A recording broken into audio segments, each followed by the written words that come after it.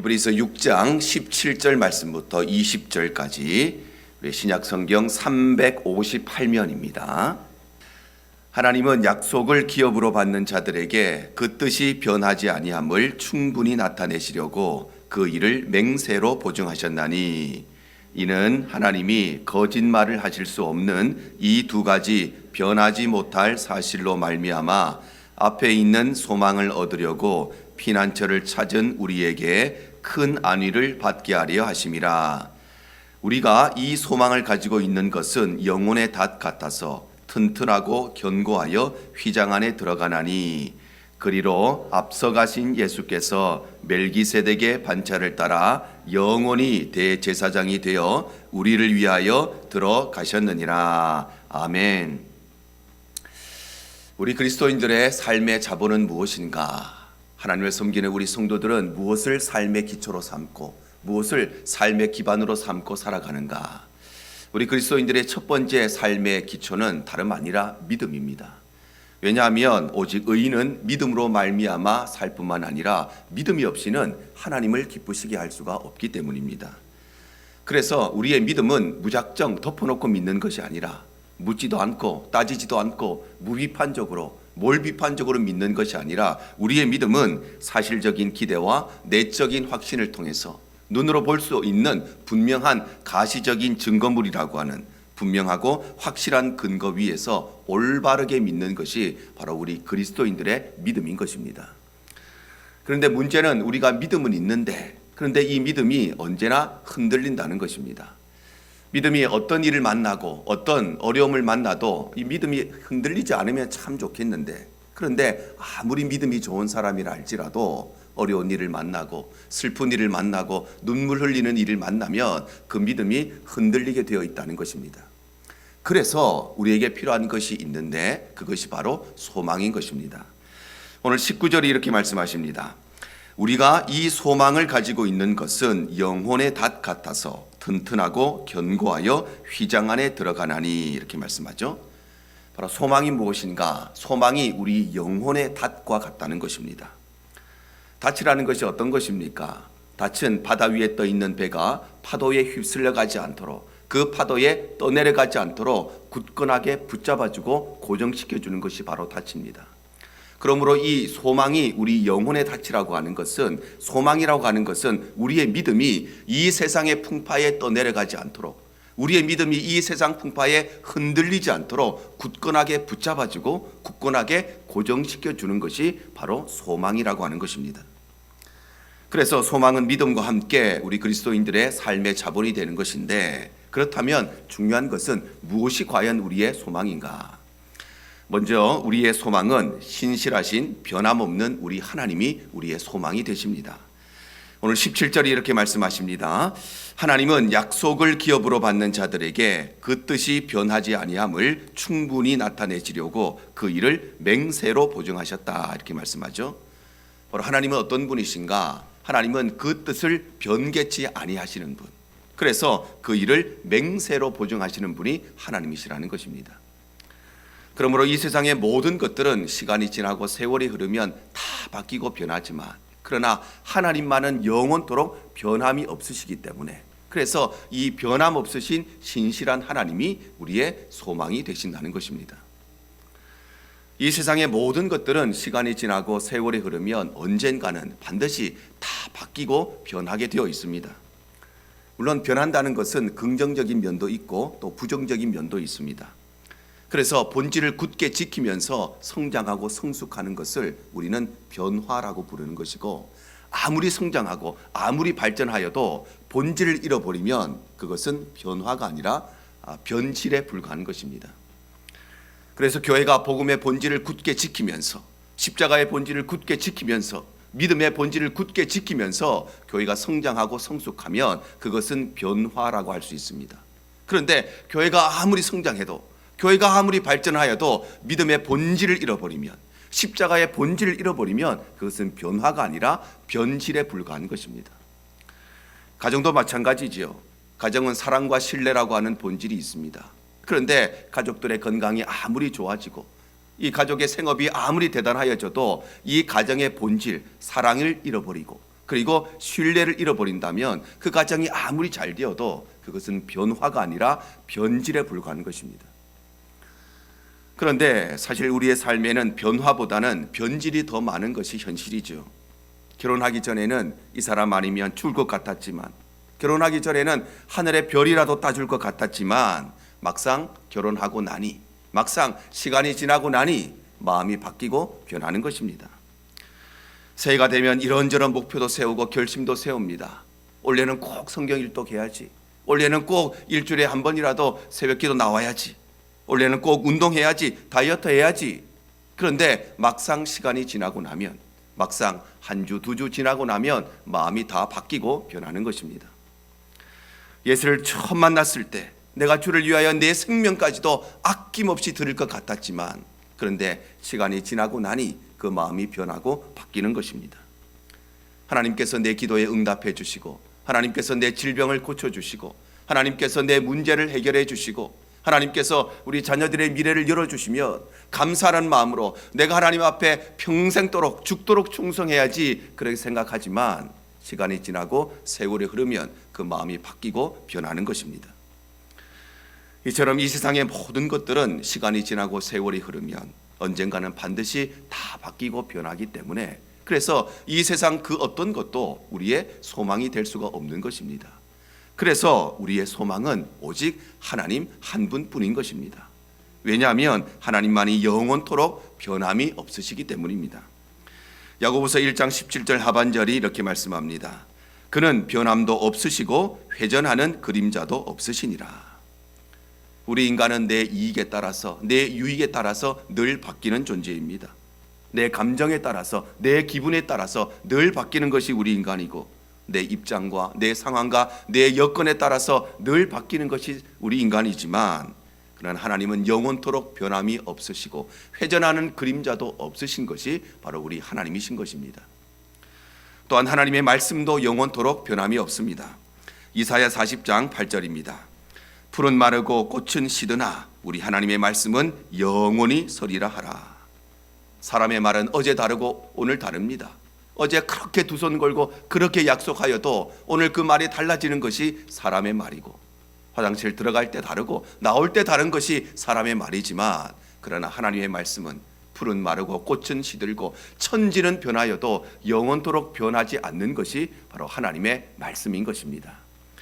그러므로 사랑하는 성도 여러분, 하나님께서 원래 2025년에 우리에게 이 소망의 은혜를 허락해 주시기를 바랍니다.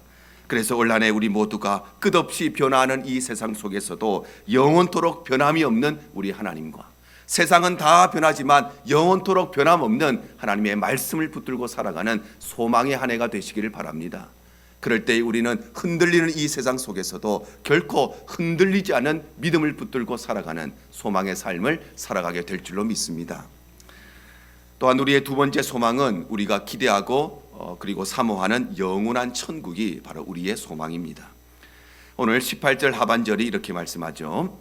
앞에 있는 소망을 얻으려고 피난처를 찾은 우리에게 큰 안위를 받게 하려 하심이라. 바로 하나님께서는 우리에게 큰 안위를 주시기 위해서 하늘의 피난처를 준비해 놓으셨다는 것입니다. 왜냐하면 이 땅의 모든 것들은 다 유한하고 다 불완전합니다.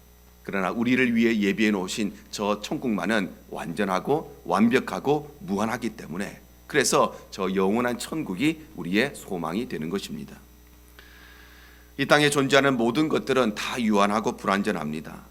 그래서 우리가 이 땅 위에 살아가는 동안에 늘 위기의 삶을 살아갈 수밖에 없는 것은 이 땅의 모든 것들은 완전하지가 않기 때문에, 이 땅에 있는 모든 것들은 다 불완전하기 때문인 것입니다. 그래서 우리 인간은 완전하고 완벽한 존재가 아니라 우리는 불완전한 존재이기 때문에, 그래서 하나님을 알지 못하여서, 하나님의 창조의 원리를 깨닫지 못하여서 인간은 하나님이 만드신 것이 아니라 인간은 진화된 존재이고 먼지에서 진화되었고 원숭이에서 진화되었다고 주장하면서 인간의 존엄성과 가치를 스스로 포기해 버렸을 뿐만 아니라, 그래서 이 일로 인하여서 우리에게는 도덕적인 위기와 윤리적인 위기가 찾아오는 것입니다. 인간은 완벽한 존재가 아니고 완전한 존재가 아니고 불완전한 존재이기 때문에, 그래서 인간의 능력으로 행하는 모든 정치적인 행위들, 인간의 지식으로 이루어지는 모든 경제적인 활동들은 어쩔 수 없이 이런저런 문제들을 발생시킬 수밖에 없고, 더 나아가서는 서로 싸우고 갈등하고 반목할 수밖에 없고, 그래서 우리의 삶에는 정치적인 위기나 경제적인 위기나 또는 사회적인 위기가 찾아오게 되어 있는 것입니다. 뿐만 아니라 대자연 역시도 우리 인간의 죄악으로 말미암아 유한하고 불완전한 존재가 되어서 자연은 우리 인간에게 가시덤불과 엉겅퀴를 내고 우리 인간은 대자연을 훼손하고 파괴하고, 그래서 우리가 살아가는 이 세상에는 환경적인 위기도 찾아오는 것입니다. 이처럼 사람이든지 자연이든지 이 땅에 존재하는 모든 것들은 다 불완전한 존재이기 때문에, 다 유한한 존재이기 때문에, 그래서 이 세상에 있는 것들은 그 무엇이라도 우리의 소망이 될 수가 없는 것입니다. 그러므로 우리의 소망은 이 땅에 있는 것이 아니라 하늘에 있는 것이고, 그래서 영원한 천국이 우리의 소망이 되는 것입니다. 왜냐하면 참된 소망은 우리의 눈에 보이는 것이 아니기 때문입니다. 로마서 8장 24절이 이렇게 말씀을 하십니다. 우리가 소망으로 구원을 얻었음에 보이는 소망이 소망이 아니니 보는 것을 누가 바라리요. 바로 보이는 것이 참된 소망이 아니라 우리의 눈에 보이지 않는 것이 참된 소망이라는 것입니다.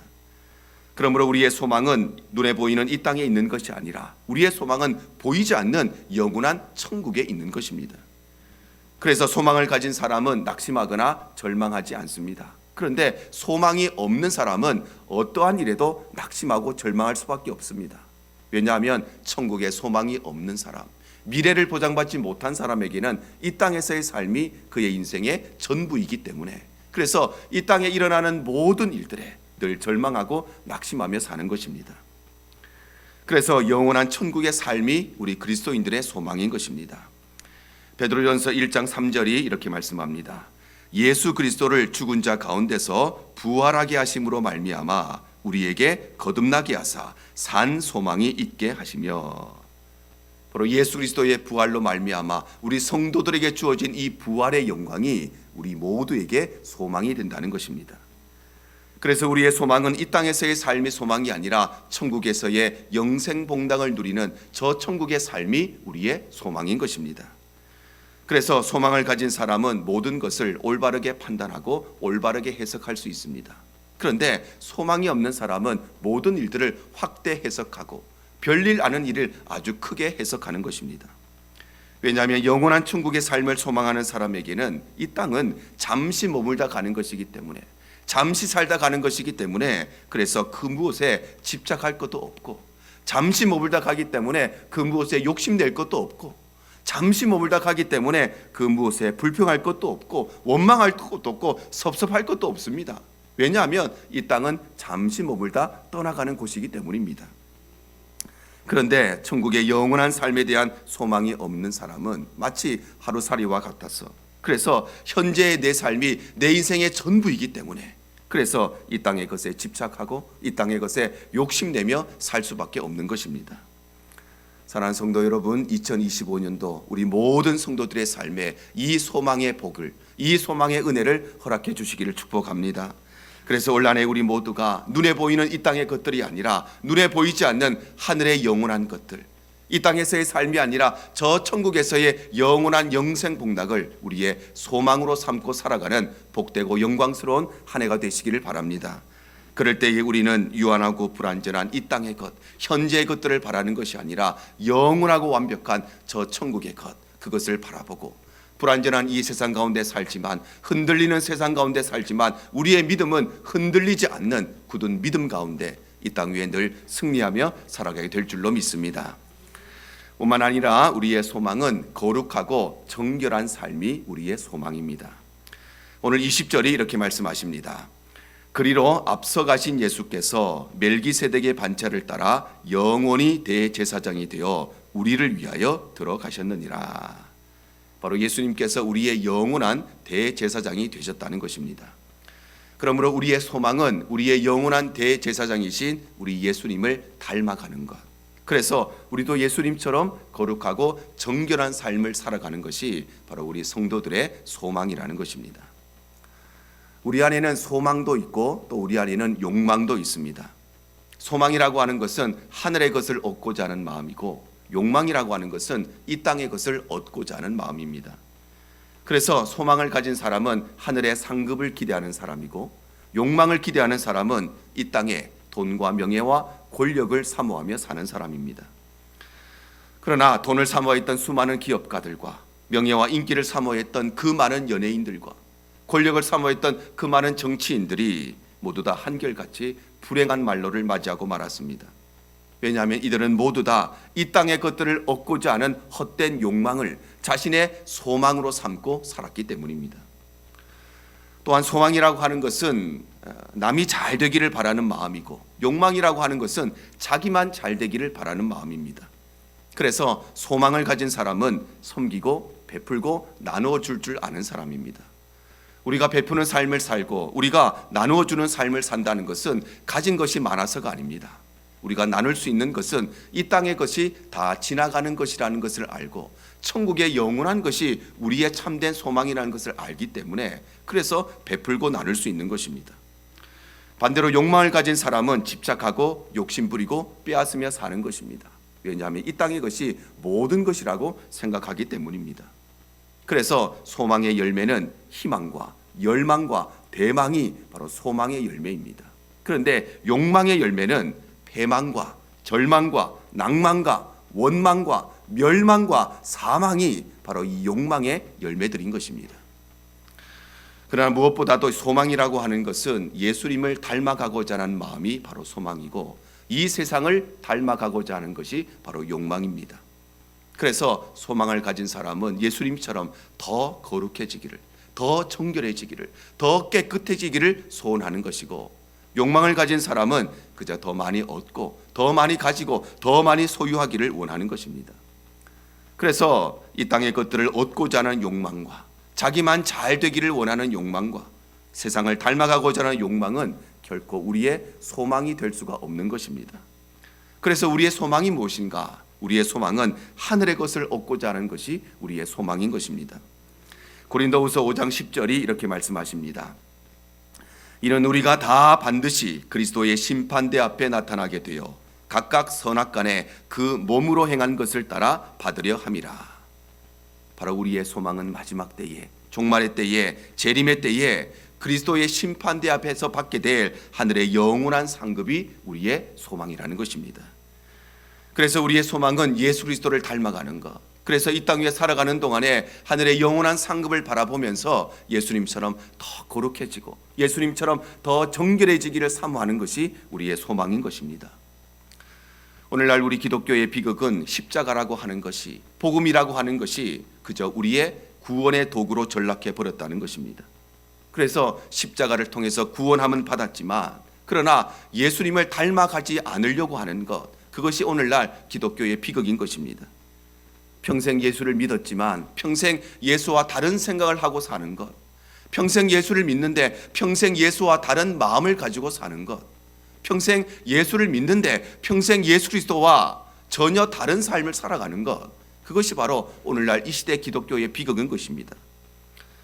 마치 출애굽의 은혜는 얻었지만, 그런데 땀 흘려 수고하여서 가나안 땅에 들어가기보다는 내 눈에 보기에 좋은 이 광야에 정착하기를 원했던 이스라엘 백성들처럼, 마치 변화산의 영광은 경험했지만 그러나 다시 산 아래에 다시 자신의 삶의 자리로 돌아가서 힘들게 고생하면서 사명을 감당하기보다는 여기가 좋사오니 그냥 거기에 머물기를 원했던 베드로와 같이, 오늘날 많은 성도들도 십자가를 통해 구원받았지만 그러나 그 십자가를 닮아가지 않으려고 하는, 예수님을 닮아서 거룩하고 정결한 삶을 살지 않으려고 하는, 이것이 바로 오늘날 기독교의 비극인 것입니다.